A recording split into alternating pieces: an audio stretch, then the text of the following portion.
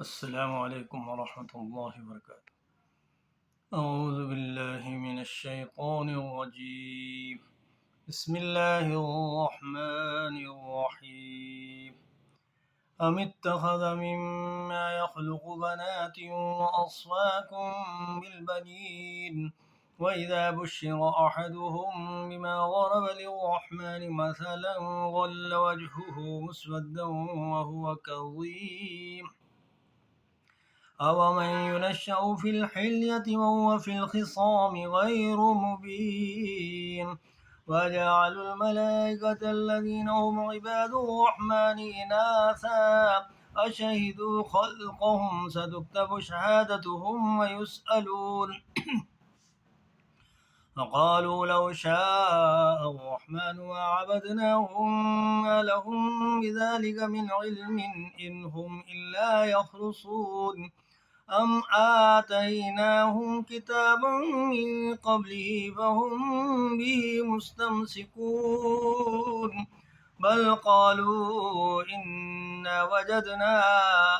آباءنا على أمة وإنا على آثارهم مهتدون وكذلك ما أرسلنا من قبلك في قرية من نذير إلا قال مترفوها إنا وجدنا آباءنا على أمة وإنا على آثارهم مقتدون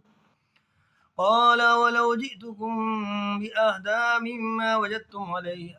آباءكم قالوا إنا بما أرسلتم به كافرون فانتقمنا منهم فانظر كيف كان عاقبة المكذبين فإذ قال إبراهيم لأبيه وقومه إنني براء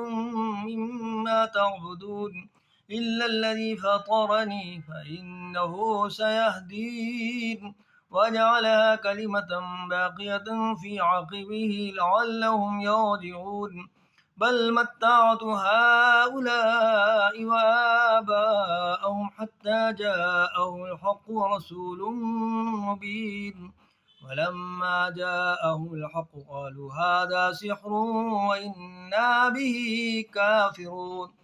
فقالوا لولا نزل هذا القرآن على رجل من القريتين عظيم وهم يقسمون رحمة ربك نحن قسمنا بينهم معيشتهم في الحياة الدنيا ورفعنا بعضهم فوق بعض درجات ليتخذ بعضهم بعضا سخريا ورحمة ربك خير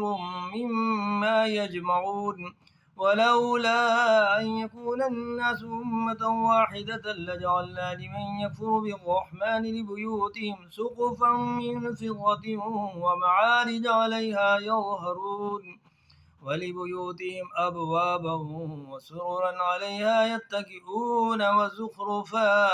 وإن كل ذلك لما متاع الحياة الدنيا والآخرة عند ربك للمتقين صدق الله العظيم.